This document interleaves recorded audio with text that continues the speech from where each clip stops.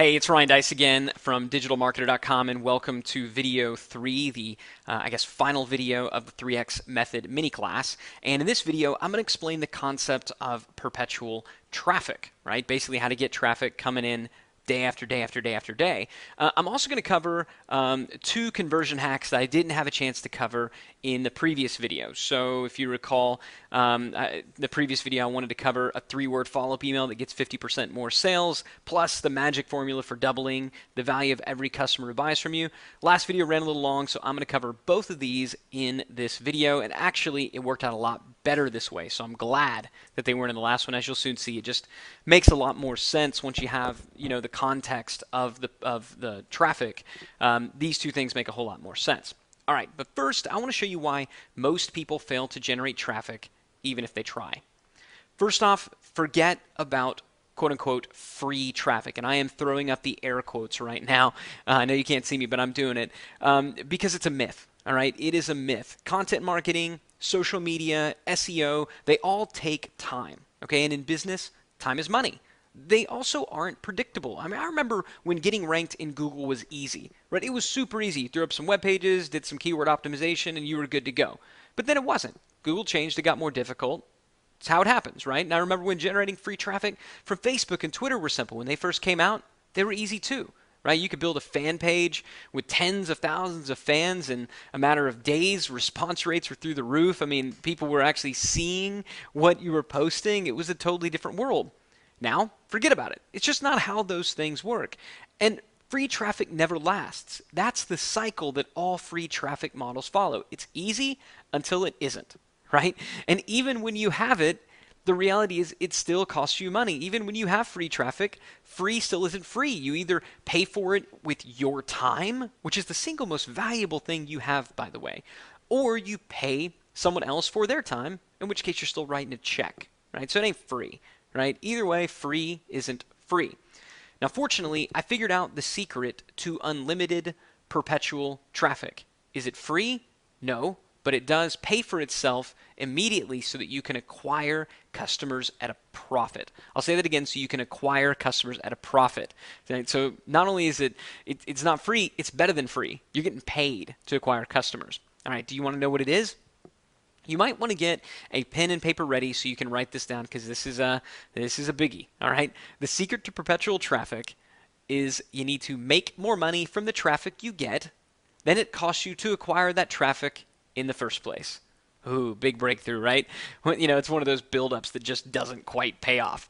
But in other words, spend $1 on advertising and earn more than $1 back.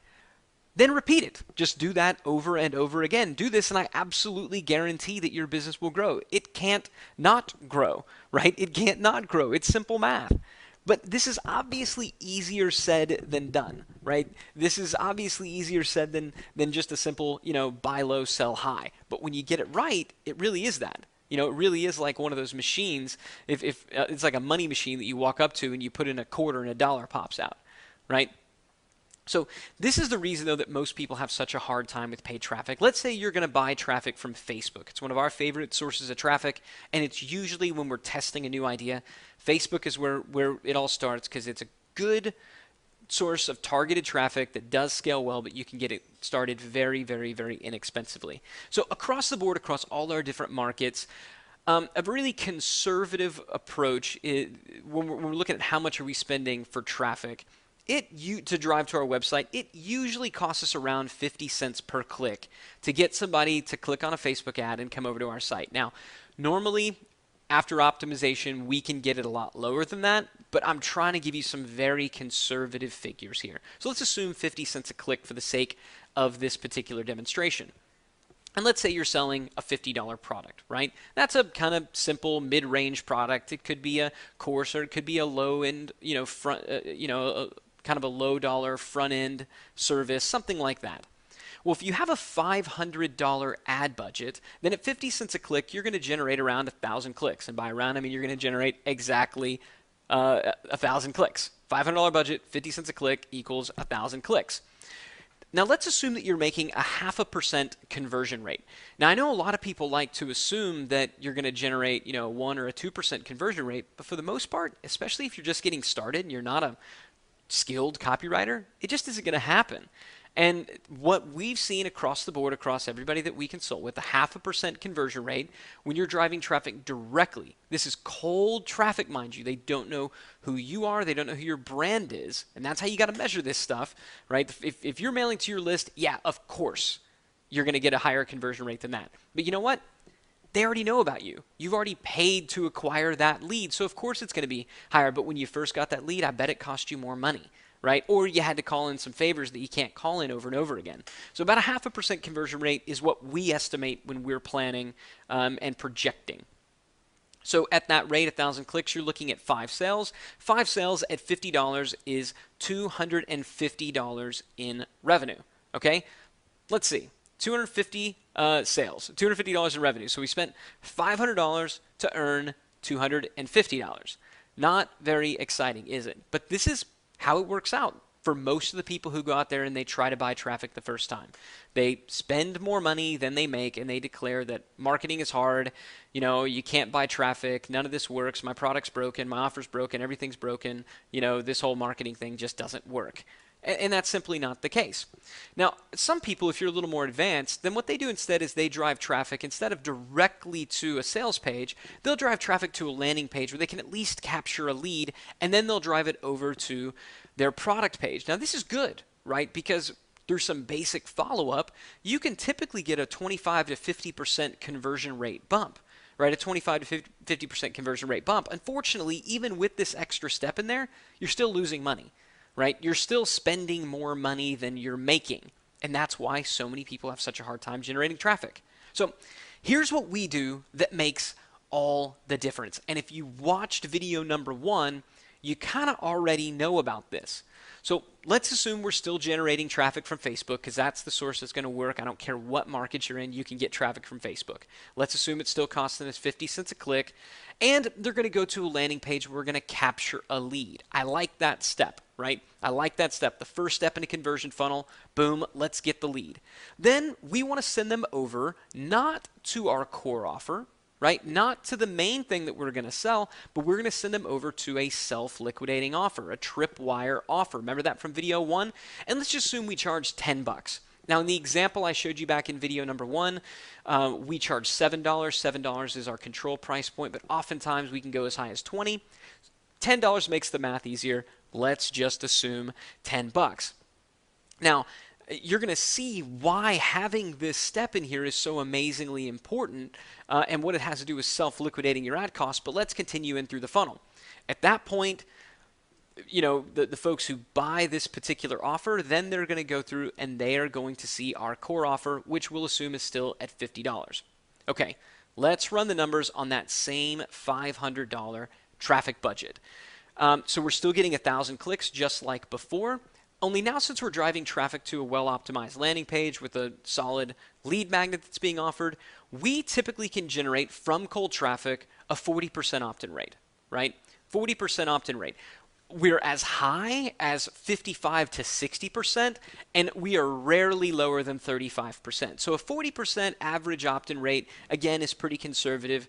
And if you follow the conversion hacks that I talked about all the way back in video number 1, you should definitely be able to pull that off. So 40% opt-in rate, 1,000 clicks, we're looking at 400 leads. All right, you follow along with the math? So 400 leads come in, which means 400 people, 400 visitors are going to immediately go over and they're going to see our thank you page offer, our self-liquidating offer that is the next step in the funnel. Let's assume a 10% conversion rate for this particular offer. Now, you might be thinking, oh my gosh, a 10% conversion rate? Are you kidding me?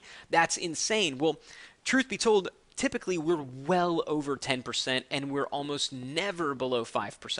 If we're below 5%, we know something is broken. It's far more likely for us to be north of 15% than it is to be down around as close as 5%. So 10%, especially with some follow-up, is, again, not that difficult to do as long as you're following what I talked about back in video number 1, where I explained the concept of splintering, product splintering, right? Plucking out something that's really cool, that's really interesting. So you've got a very simple, specific offer. If you lead with proof, which I talked about in video number 2, then again, you're good to go, and that 10% conversion rate is very doable. So 10% conversion rate, we're talking 40 sales at $10. That's $400 in revenue. All right, $400 in revenue. Now, that's just the power of a high converting offer. Now, why did we get such a high converting offer? Not only are we leading with proof and doing all the other things I talked about, but we're also following the appropriate sequence, right? We're following the appropriate sequence. Remember I said you don't want to be that person who asked to get married, asked the person to get married on a first date, right? And I had that picture of that silly girl, right? Remember that back from I believe it was the video number 1, or maybe it was video number 2. Heck, I'm losing track at this point. You should go back and watch both of them. The point is, because we're not asking for that, the conversion rate's much higher. Again, going back to the dating analogy, wouldn't you think your conversion rate, if you're going out to a bar and you want to meet another single person, don't you think your conversion rate would be significantly higher if you're simply asking somebody, hey, you want to grab a cup of coffee sometime, as opposed to, hey, you want to get married? Right? It's not even close. Right? It's not even close. But as a result of having these sales, you're going to see the impact that having this step in there has on the conversion rate of your core offer, because it is dramatically different as well, because we're following the sequence. But getting back to running the numbers, 40 sales of this, that means 40 people are going to be seeing our core offer. And not just 40 visitors, right? 40 buyers. 40 buyers. That's the big distinction. That's the magic of that tripwire offer, of that self-liquidating offer that I'm talking about in step 2 here, and that I talked about back in video number 1. Remember what I said in video number 1. Once somebody has given you some money, any money, they're 10 times more likely to give you money again. When it's immediately following that initial transaction, they're even more likely. So a typical conversion rate that we see of a core offer, certainly if it's increasing from $10 to $50, is actually north of 20%. North of 20%, and 30+% conversion rates are not atypical. But again, I'm estimating way, way, way low here, and we're just going to assume a 10% conversion rate. 10% of your buyers upgrading and saying, yep, cool, I want this too. And again, if you're using that product splintering strategy that we talked about back in video number 1, the sales process is seamless, because all they're doing is they're upgrading to get more of what they just got. They're upgrading to get the complete package. Because remember, the tripwire, the self-liquidating offer, was a splinter of the core offer. See how everything is kind of piecing together from video 1 to video 2, now to video 3, to yield massive conversion rates, and as you're about to see, to completely change the economics of customer acquisition. So 10% conversion rate is 4 sales, which at $50 is $200, right? 4 sales at $200. So again, going back, running the numbers, we've got $400 that we're going to generate from that we're generating from the initial tripwire purchase, and then another $200 that's being generated from the core offer purchase. Back to a $500 budget, what you have just done is you've just acquired a customer at a profit. You have acquired a customer and put an additional $100 in your pocket. You are 20% to the good. That is the secret to perpetual traffic. And here's the key. It's all about this ratio right here. 40, 10, 10. 40, 10, 10. 40% opt-in rate, 10% tripwire conversion rate, 10% core offer conversion rate. If you can achieve that ratio, right, that magical ratio right there, the 40-10-10 ratio, then you can achieve perpetual traffic. The 40-10-10 ratio is the key to perpetual traffic. It is the key to acquiring customers at a profit. And if you follow the first 5 conversion hacks that you learned about in this mini class, then achieving that ratio, hitting those numbers, you should be able to do that no problem. And as crazy as it sounds, this simple conversion funnel I just showed you is the exact same blueprint that produced over $30 million in revenues last year. It's the exact same blueprint that allowed us to take that business that was doing $30,000 a month that I described in video number 1 to over $1 million a month, right? Following this exact same 40-10-10 perpetual traffic ratio. But it doesn't have to stop there, right? I mean, obviously, we're not done yet. You see, once you have a buyer, you should ask them to buy something else. right? They've given you something. Let's have them put even more products in their box. Now, we call those types of offers profit maximizers because that's exactly what they're designed to do, to maximize the profit that you've already attained. Remember, at this point, all your customer acquisition costs are covered. There's money sitting in your pocket. Every additional dollar that comes in is just more profit. It's a profit maximizer.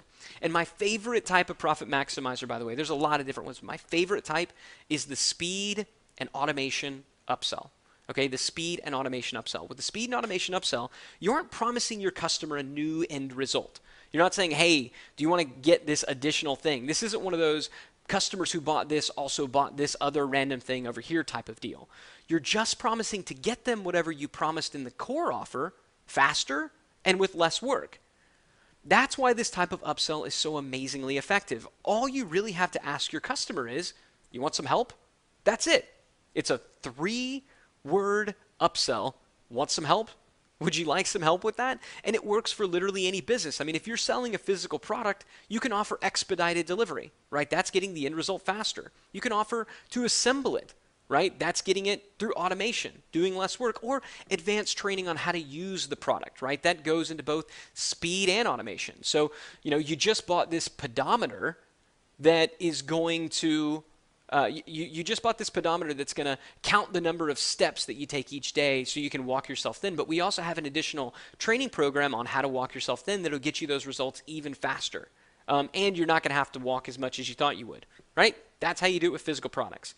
Information sellers, really easy. You can offer a done-for-you service. Hey, you just bought a product on how to do X, Y, and Z. Why don't you just let me do X, Y, and Z for you, right? You'll know how to do it. You'll know how to fish, but heck, I'll just give you the fish, right? Or you can offer software. Software can automate and speed up the end result, or even consulting. Software sellers, they can offer installation or a migration service, right? If somebody is having to migrate from one type of software platform to another one, let's say if it's a hosting service or if it's a CRM, right, offering some type of migration, or just a higher level of customer support, right? That can deal with getting the result faster because instead of having to wait in line, they've got their bat phone where they can call in.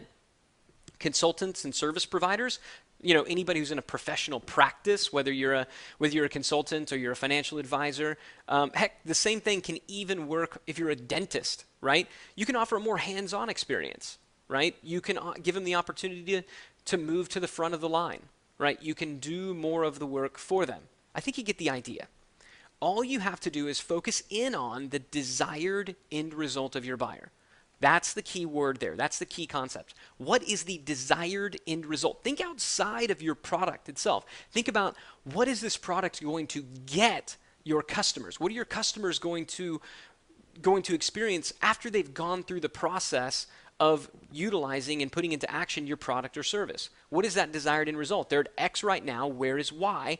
And think, how can I get them to that place faster and with them having to do less work? In other words, why did they buy your product or service in the first place? Ask yourself that question. Why are they buying this?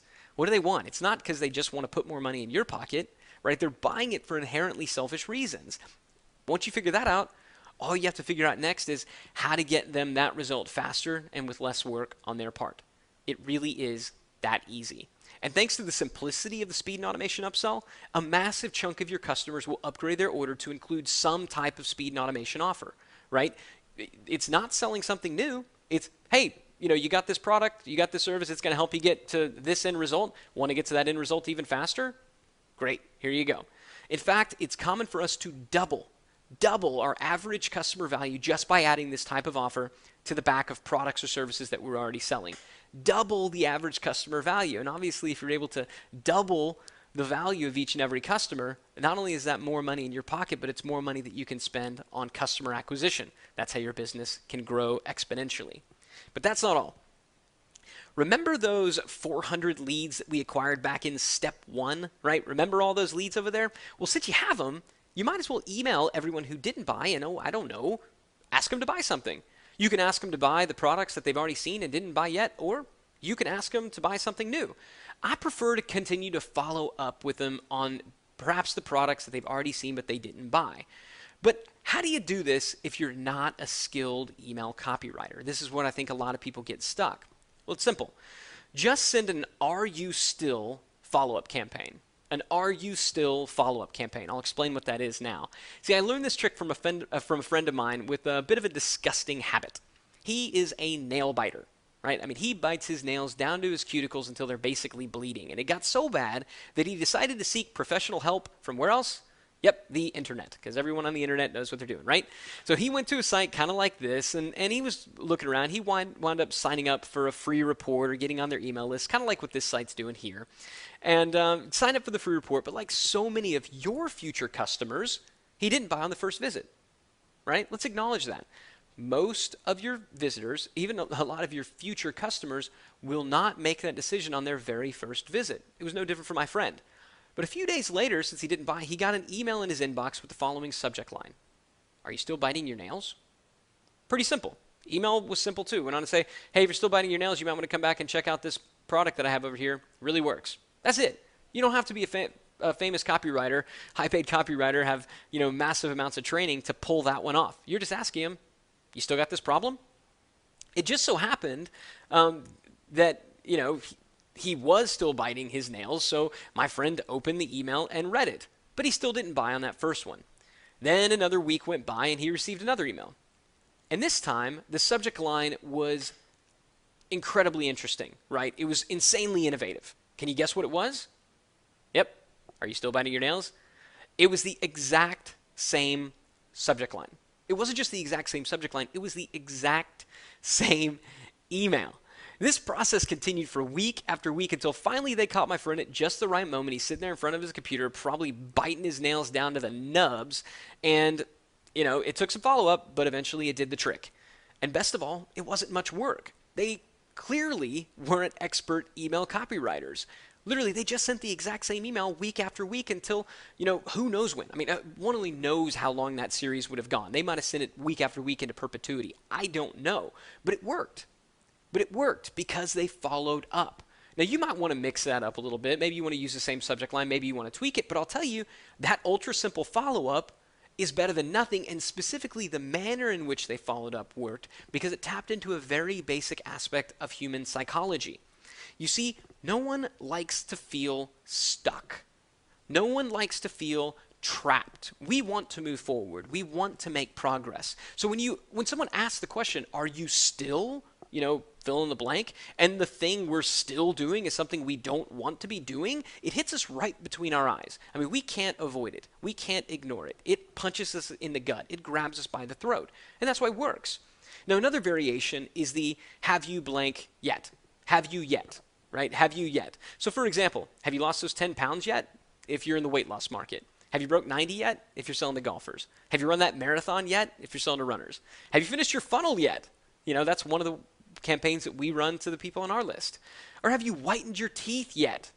A dentist. Dentist coming in there. Hey, in the past you inquired about this, or maybe you're a patient of ours. Have you whitened those teeth yet? It's pretty simple. If somebody's sitting there thinking, I haven't, but I'd like to, they're going to open it, they're going to read it, and a significant chunk are going to take action because you're meeting them where they are. You're entering the conversation that's already going on in their mind. And if it isn't going on yet, as long as you continue to follow up week after week, month after month, eventually that conversation will be happening at the exact right moment that your email hits their inbox. It's just a matter of time. So I think you get the idea. Now, just like the speed and automation upsell, this conversion hack is effective in large part because it's so dang simple that it's impossible to mess up. I mean, it is impossible to screw that one up. I would love to see you try. If you manage to screw it up, tell me about it. We can all have a good laugh together. But don't let its simplicity fool you. This 3-word follow-up strategy is an amazingly effective way to get more sales from the leads and customers you already have. And that's what this mini class is all about. So that's the last of the remaining conversion hacks. I don't know if you were paying attention. I don't know if you still have your worksheet handy, but there was the speed and automation upsell, which was conversion hack number 5. And then there was the Are You Still follow-up series. So at this point, you should have your worksheet completely filled out. Okay, we're nearing the end of the 3X method mini class. We are almost done. You've been given the 7 conversion hacks that will allow you to get more sales from the traffic, leads, and customers that you already have. I've also answered the single biggest question I get, which is, how do I get more traffic to my website? And the answer is you engineer a conversion funnel such that you get paid to acquire customers. If you get paid to acquire customers, then getting traffic is as simple as a machine where you drop in quarters and dollars come out. You get paid to generate customers and you get paid to generate traffic. It's a beautiful model. Now, I've said it before and I'll say it again. There's no such thing as a traffic problem. That's what I mean. There are only strategy problems. What you really need is a customer getting strategy. If you have a strategy for acquiring customers at a profit, traffic takes care of itself. Now, you're already part of the way there. We've already covered massive amounts of your customer getting strategy, but if you want to continue on this journey with me, then you want to hear about an advanced training that I'm holding called the Napkin Project. Now, if you've ever heard my story and how I started my business, literally writing down my very first conversion funnel on a stained, funky old cocktail napkin, then you're going to want to hear about this. And there's a link below where you can get more information on this advanced class.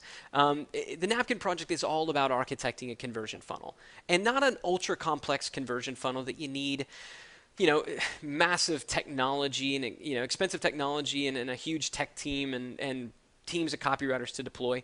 It's about executing a simple conversion funnel that just works. Because at the end of the day, that's what we do, because that's what works best for us. Can we go and create these convoluted conversion funnels that have people bouncing all over the place? Yeah, we can, but we found it doesn't actually work.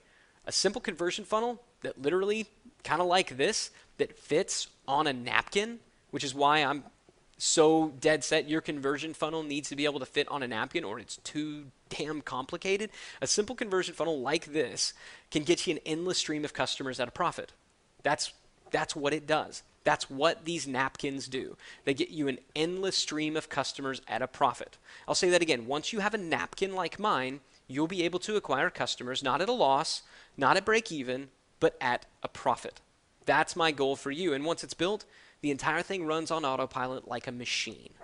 Again, there's a link below where you can get more information on this advanced class. You should check it out because it's not one of those $2,000 or $1,000 trainings or anything crazy like that. It's insanely affordable, and it's the type of thing where if you don't get in and you've come this far, frankly, I'm a little bit surprised. I mean, if you've come this far, you need to check it out. It's the logical next step, and it will make your business grow. It's as simple as that. It will make your business grow. Okay, this is officially the end of the 3X Method mini class. I hope you've enjoyed it, and more importantly, I hope you put these conversion hacks in action in your own business. You've got your list right there. You have your marching orders. Start at the top and work your way down and get cracking. And remember, the journey doesn't have to end here. I hope it doesn't end here. Join me over at the Napkin Project, and let's build a napkin for your business. I've seen the impact that it's had in my business. I've seen the impact that it's had in our clients' businesses, and I know it's going to have a dramatic impact in your business as well. So go check out the Napkin Project. Let's continue the journey over there, and I'll look forward to seeing you on the other side.